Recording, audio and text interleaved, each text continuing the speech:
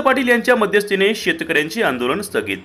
आज नांदेड, परभणी, जालना या समृद्धी महामार्गातील बाधित शेतकऱ्यांच्या मागणीसाठी जिल्हाधिकारी कार्यालयासमोर शेती दिनाचे औचित्य साधून शेकडो शेतकऱ्यांनी आंदोलनाचा पावित्रा स्वीकारला होता। संबंधित शेतकऱ्यांचे आंदोलन सुरू असताना या आंदोलनास शिवसेना विधान परिषदेचे गटनेते आमदार हेमंत पाटील यांनी भेट देत मध्यस्थी केली।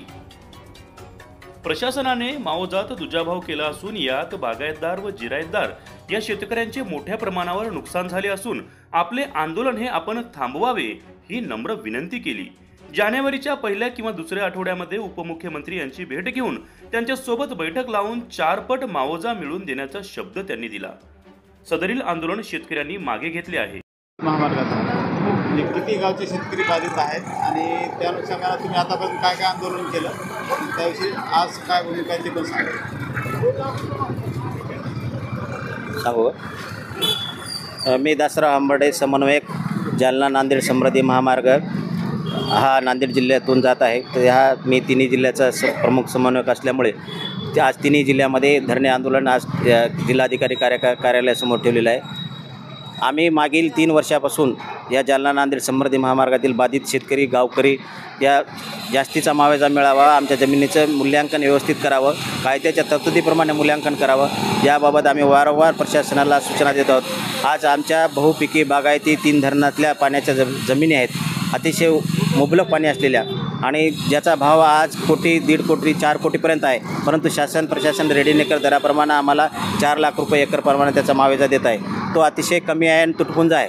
वास्तव पाहता बाजारभाव अतिशय जास्तीचा आहे। आमचं तेच म्हणणं आहे की बाजारभावाप्रमाणे आमच्या जमिनीचं मूल्यांकन करावं, जे की 2013च्या कायद्यातील तरतूद आहे। 2013च्या कायद्यातील तरतूदप्रमाणे 26B कलम लावून आमच्या जमिनीचं फेरमूल्यांकन करावं। याबाबत आम्ही उच्च न्यायालयामध्ये गेलो होतो।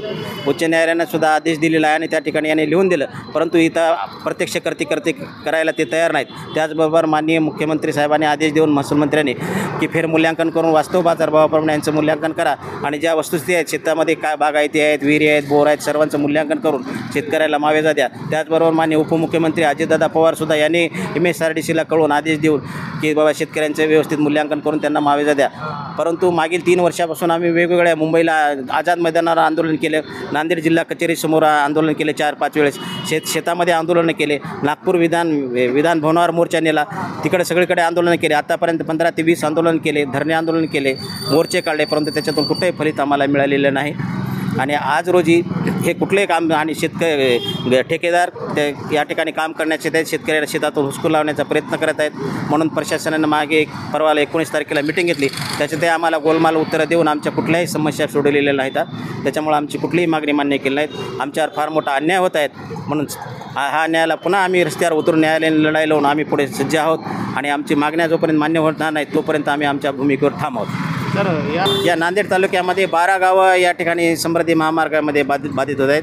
जवळपास 500 ते 600 कुटुंब या ठिकाणी बाधित होत आहेत आणि हा रस्ता अतिशय उंचीवर असल्यामुळे शेतकऱ्याच्या जमिनीतलं पाणीसुद्धा बाहेर निघणार आहे। याच्यामुळं गावाच्या गावसुद्धा बाधित होणार आहे। 50-50 एकरमध्ये शेती त्या ठिकाणी पाण्याखाली जाणार आहे। साईडनं रस्ता नाही, याने आवाडमध्ये 12% व्याज आम्हाला द्यायला पाहिजे होते, कायद्यानं आहे ते पण आम्हाला दिले नाही। असं म्हटलं तर परवाच्या मीटिंगमध्ये ते म्हणतात की तुम्ही कोर्टात जा। अहो, शेतकरी कोर्टात जायचं असेल तर तुमच्याकडे तुम्ही कशाला बसले या ठिकाणी, असा आमचा प्रश्न आहे त्यांना। तुम्ही चुकीचे कामं करता, कायद्याच्या तरतुदी पण मूल्यांकन करत नाही, शेतकऱ्याला पुन्हा कोर्टात जा म्हणून सांगता, हे कुठला न्याय आहे? आज शेतकरी किसान दिवस आहे, पूर्ण देशामध्ये शेतकऱ्याचा सन्मान होत आहे, परंतु आमच्या नांदेड जिल्ह्यातील शेतकऱ्यांना या ठिकाणी धरणे आंदोलन या ठिकाणी बसावं लागत आहे। हे किती दुर्दैव आहे आपल्या देशामध्ये। शासन प्रशासन हे सगळं मर्दाड होऊन गेलं आहे, शेतकऱ्याच्या बाजूनं कोणी नाही।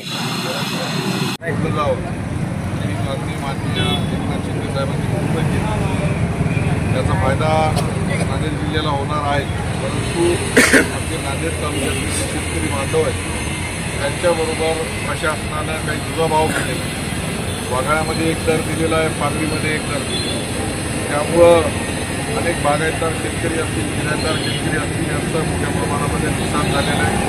काही ठिकाणी 64 दर देण्यात आले, काही ठिकाणी 1 दर देण्यात आले। आज सर्व शेतकऱ्यांचं म्हणणं ऐकून घेतलेलं आहे। यापूर्वीसुद्धा तत्कालीन मुख्यमंत्री माननीय एकनाथ शिंदे साहेबांच्या कानावरती या गोष्टी टाकलेल्या होत्या। आमचे श्री तालुका प्रमुख आशिषराव मोरे असतील, त्याचबरोबर आमचे दासराव आंबर्डेजी असतील, गोपाळ पाटील इंगळेकर असतील, ही सर्व बाधित शेतकरी मंडळी आहेत त्यांना विनंती केली की आज आपलं जे उपोषण आहे आपण तातडीने मोकळावं आणि पुढच्या आठवड्यामध्ये साधारणतः जानेवारीच्या पहिल्या किंवा दुसऱ्या आठवड्यात उपमुख्यमंत्र्यांची वेळ घेऊ आणि त्यांच्याकडे बैठक लावू आणि जे काही बाधित शेतकरी त्यांना चौकात रक्कम मिळवून देण्याच्या संदर्भामध्ये आपण प्रयत्न करू असा शब्द त्यांना दिलेला आहे. माझ्या विनंतीला मान देऊन त्यांनी स्वतःचं या अंतराला उपोषण ठेवलं आहे.